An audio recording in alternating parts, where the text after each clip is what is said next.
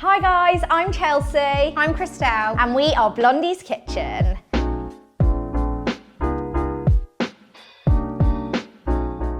Ever been in a hurry, want to impress your other half, but you don't have time and you're thinking, how am I going to put an amazing meal together? We're going to show you the quickest ever 3-course romantic meal that could impress anyone or your friends in under 30 minutes. Move over, Jamie Oliver, we're here. Literally. This is an Italian menu really, because we're desserts tiramisu. Our starter is the easiest ever burrata tomato salad, but with a chefy twist, so you look like a legend when you serve it. And then for main course, vodka pasta. Who does not love a huge bowl of vodka pasta rigatoni? Ciao bello! I think that's right. Yeah. Okay, so first things first, dessert is going in because we're going to let it chill while we get the starter and the main going. We've got these gorgeous martini glasses to serve in. Oh. Mm-hmm. I think these are designed on boobs. If you don't have some lovely martini glasses, use any glasses you like. If you've got sundae glasses, chuck them out or chuck them in. Right, what do we do first? First things first, 300 ml of double cream going in a big bowl. Beautiful. And Christelle is going to hand whisk it. Glamorous job of whisking the double cream. You can use electric beaters if you want to do this even faster. And while Christelle's whisking that, I have got some instant coffee just in a mug. I've used 2 teaspoons of instant coffee and I've got half a mug of the coffee filled up, and I'm just letting it cool slightly because we're going to soak our lady fingers with the coffee. And for the full recipe, just look below.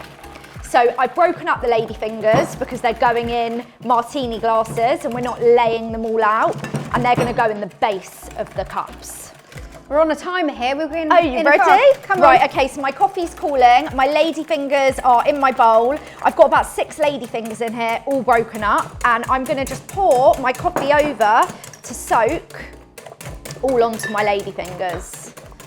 And you could add some coffee liqueur or Baileys if you had some to make it really, give it that wow factor. And you'd be surprised how the lady fingers really do drink up that coffee. That's good, and we'll just leave those in there to soak. How thick are we looking for? Really thick, because the condensed milk and the mascarpone that we're adding dilutes it. You almost want to slightly over whip it. Really? Just slightly. Right. Okay, we're good. Now, I'm gonna pour in half a tin of condensed milk. This adds all the sweetness. So we don't need to add any sugar to this recipe. There we go. Give that a stir. And then a whole tub of mascarpone. You've got 250 grams here. I always use lobbing that in. Perfect. My thing broke. Oh no. It was all that whisking. We can still bring it. We can finish the recipe off with this. We're a whisk down. And when it looks a bit like cottage cheese, don't worry. Will it come back? Yeah, it will come back. It's the mascarpone. The mascarpone. Mascarpone. Shall I get a different whisk? No, we're good. Oh no. Oh, I said we were good, but. It might be easier now. Yeah. Okay, we're good. Yeah? That looks lovely. And just to do the test. Oh, tastes amazing. So, bottom of our martini glasses, we're gonna go in with the lady fingers. And they're nice and soaked. I love a tiramisu. Nothing better. And then you can spoon over the cream mixture. And then we're gonna finish it off with some cocoa powder on the top, but we're not gonna do that until we serve it. So they can go in the fridge just like this. Lovely. Perfect. Now we're going to get these in the fridge to chill till we're ready.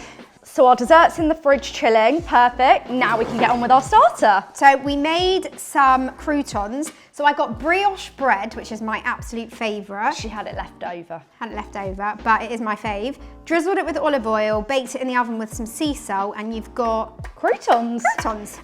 Right, then we've got burrata, honey, balsamic vinegar, rainbow tomatoes. Got a crouton in my mouth. A lovely basil plant. got a nice dish, because what we're going to do is drain the water. My job. Now, burrata is basically mozzarella filled with cream. And so what I'm going to do amazing is I'm just going to... Oh, and that cream comes out. I'm going to tear this all around the dish. All around the dish. Don't worry if it gets a bit messy. This is like the gorgeousnessy bit. Yeah, you want all of that middle.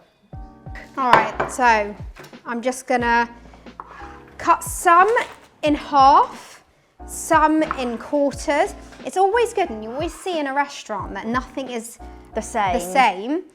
Some this way. Yeah, because it's that differentiation that makes it go from a home-cooked meal to something a bit special that you'd see on Come Dine With Me. I think this could be your Come Dine With Me meal, actually. No, you wouldn't. You'd need to go a bit more special. Bit more special, yeah. They wouldn't be impressed if we just popped out some burrata from the supermarket. Right, so what I'm going to do is I'm going to dress them. Dress my, I was about to say potatoes. I've got really good quality balsamic vinegar. You can see it's almost like a glaze, it's so aged. Tiny bit of honey. Just to add a bit of sweetness. And I've got some salt here for you. I'm just going to put some salt and pepper in. Season everything as you go along. It's so important. And then what you want to do is you want to dot them around. And it is for 2 people, so we're not putting too much on the plate. And then Christelle's just washing her hands, but we've got our croutons that we're going to finish with. And then some lovely basil. So croutons, dot them around. These are my fave. And I'm just going to pick the smallest basil leaves for Christelle to finish with. And that just ties the whole thing together. Fresh basil is so good. You could even make a pesto for this, which would be lovely. Or you could buy one if you were really in a rush. Yeah. There you go. And then, last few things we do. Bit more salt. And before we serve it, we can drizzle it with a bit more of this, of the balsamic and that, and the honey. So we're ready. So this looks gorgeous, and this is ready to go. So we're gonna put this to the side now. And now we're gonna get started on the main event. So first things first, the kettle's nearly boiled, and we're gonna fill up a large saucepan with salty boiling water. And we're going to dice up half an onion. You can use a shallot if you don't have an onion. Oh. Beautiful. Oh, good. Right. I hate it when they make you cry. Me too. The kettle's boiled, so I'm just going to get the water in the pan. Chop the end off.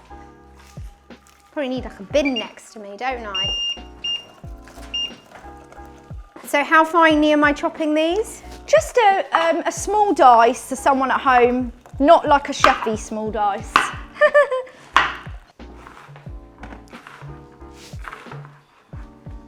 That's perfect. Yeah. And then to our pasta water, I'm just gonna add a generous pinch of salt.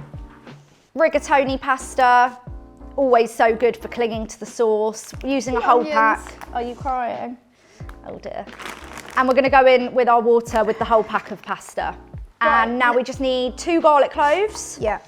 So bash those bad boys up. If you bash them up, it means the skin comes off really easily. And we're just, how are we cutting these? We can just finely slice the onion, the garlic, sorry.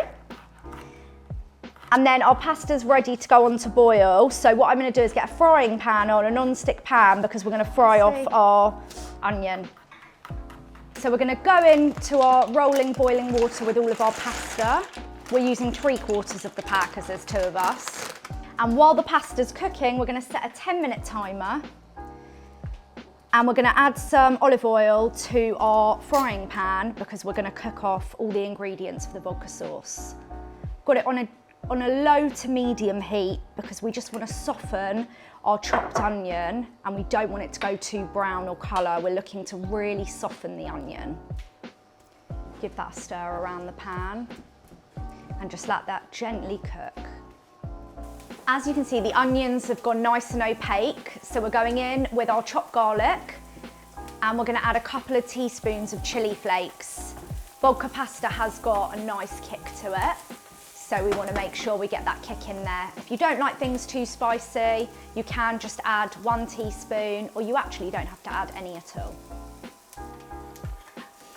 Going in with 4 tablespoons of tomato puree, and just stir it all around to coat the onions completely in the tomato puree. The tomato puree is cooked off for a bit, so now we're going in with 2 tablespoons of vodka.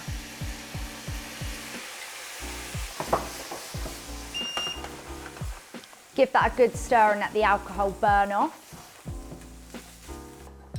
So our pasta's nearly cooked. We're just gonna reserve half a cup of the pasta water because it's gonna make our sauce really glossy and finish it off really well.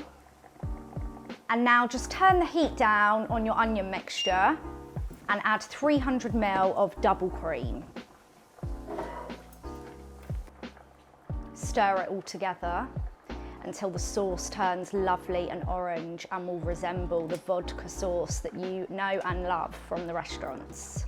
Got our drained pasta. And we've got our amazing pasta sauce. So we're gonna go straight into our sauce with our pasta. Wow. And we're gonna coat it all in the sauce. And we added some of our reserved pasta water to the sauce to make it extra glossy. I'm just gonna go in with a little bit more. I feel like you could just serve this straight to the table in the Pan. and then like have it in the middle. Dig in, definitely. And then just to tie the whole thing together, we go in with lots of Parmesan. We've got fresh Parmesan. Oh, just I think there's taste that. something so different about this Parmesan than the one you get in the little pots. Definitely the fresh one's always best. Bit of black pepper. And we can just tear some fresh basil in there as well. 1 minute. Big or small? Either. It's so nice. And it will wilt. Perfect. And then we can put it onto our plates. Fresh sprigs on top. And you're just drizzling that with the balsamic. And are you going to use some olive oil as well? Yeah. I've got a few extra lady fingers here, a couple extra. I'm just going to crumble them on top of our dessert. You're just parmesaning. And this is why we said this really is the quickest ever 3-course meal. Of course you need cocoa powder on top. Use a sieve if you've got one. I really think we've ready steady cooked ourselves. We've outdone ourselves here, guys. Cheers. Cheers. We have made a 3-course meal in under 30 minutes. We've got a burrata tomato salad with homemade brioche croutons, vodka pasta, rigatoni, and a quick and easy tiramisu. Comment and like below. We hope you love it as much as we do.